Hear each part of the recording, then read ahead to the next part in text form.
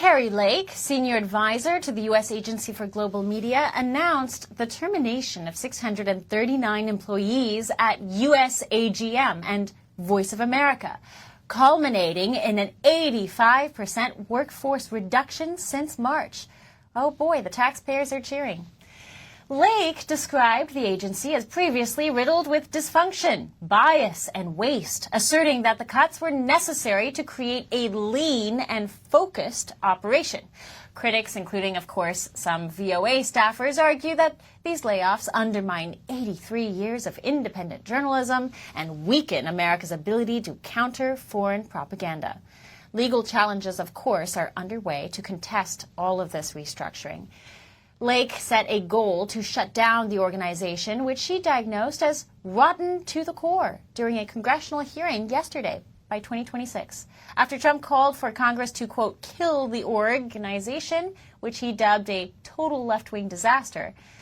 Now we welcome Kari Lake herself to discuss these developments. So much has happened since we last had you in studio. Now, last time we had you, we had some updates about the litigation here, but what do you mean at this point with having a more lean and focused USAGM? Well, I got into the position back in March, just a few months ago, and President Trump issued an executive order about 2 weeks later, a little less than that, calling for reducing this agency to its statutory minimum functions applicable by law. And so we've been working to do that. And, we cut back on some of the languages that we were putting out across the globe. The agency is supposed to tell America's story to the world. And unfortunately, it has been riddled with a lot of anti-Americanism and people that are being hired from nations that are hostile to America. They hire a lot of foreign nationals rather than hiring Americans. And we've determined, and I said this yesterday in a congressional hearing, that many have been hired who are spies for foreign nations. I laid out a whole lot of problems at the agency yesterday in front of Congress, in front of a committee yesterday, including misuse of taxpayer dollars, including by the millions of dollars, by the way, including people who work at VOA Mandarin leaning on the Chinese embassy in Washington, D.C. for guidance on how they should be covering China, and including the hiring of actual spies, Russian spies, the hiring of spies that were working at Office of Cuba Broadcasting, and then people giving contracts to their relatives, giving federal government contracts to their relatives. I could go on and on and on. This organization this agency is rotten to the core. President Trump is right to have us boil this down to its stat minimum. And then he's called for the agency to be eliminated in fiscal year 26. So I'm working to effectuate what the president has asked us to do. And he does have Article 2 authority over the executive branch. And we're working hard to make sure that we do this. Yes. Yeah, no, the details that you laid out yesterday were absolutely stunning, and I think that it's worth most people's time to go and check that out, because again, it's a excellent sampling of just how money, taxpayer dollars, go overseas and just fall into some black hole. And it's all in the interest of either national security or that favorite argument that your critics are using, and that is, well, this is going to diminish America's ability to counter foreign propaganda. No. Is really, that still something that needs to be done in this day and age, given the technology that we have?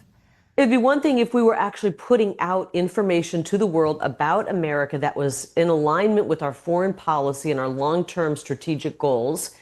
But that's not what has been happening. Mm-hmm. I mean, it is truly, and I gave a bunch of examples yesterday of absolute bias, not just against President Trump. They have been on a mission, by the way, to try to tear President Trump down. But when you move even beyond the political bias and you look at some of the anti-American sentiment. Why are we doing feature pieces at VOA that glamorize Che Guevara? Why are we pushing stories? Why are we allowing CCP officials telling VOA to cut or remove interviews that are negative toward the CCP and China? I mean, this is just stuff that when you hear it, it's hard to believe. And then when you see the evidence, you just realize this thing is so rotten, it's best to just tear it down. And then if there's something worth saving, we bring it over to the State Department. When you think about the last time VOA was successful at its mission, it was when it was under the Department of State, when there were some guardrails so that the message going out did align with what our long-term strategy is. And right now, they can go completely rogue. They could put out something that is completely anti-American, pro-CCP, and I can't pick up the phone in my leadership position at the agency and call them and tell them to stop, because they've set up an editorial firewall that prevents management or anybody in an elected office from intervening. I'm so glad you're in this role, Kari, because of all people who can actually tackle something like this and actually dismantle a system, it is you. The idea to put this back at the State Department seems like a stunningly good one, just because if you are on a mission to share with the world what official U.S. policy is, better to have an actual agency do it. Not to say that USGA is not an actual agency, but it's as you have highlighted, infiltrated. It's essentially a spy organization for other countries. In many ways it is, and the biggest problem is with all of that going on, with all of the hiring practices where people haven't been vetted and national security risks, being hired to tell America's story, and in many cases have been deemed to be national security risks and spies. The top problem is we can't control anything about the message. It's just left into the hands of these people who they've hired to bring on. And it's a very dangerous thing. I mean, they could put something out right now that goes against what we're trying to accomplish when we're bringing peace to the world, and it goes against what Secretary Rubio is trying to accomplish as Secretary of State. And even he couldn't pick up the phone and call and say, please stop, you're hurting our country. That's how messed up this agency is. Bringing it back under the public diplomacy arm at the State Department. They actually have an office that has global media right there in its title, and I think that would be a nice fit. But we're going to need Congress to help sign off on this and make this happen. And the president is very supportive, I believe, of that posture that we're taking.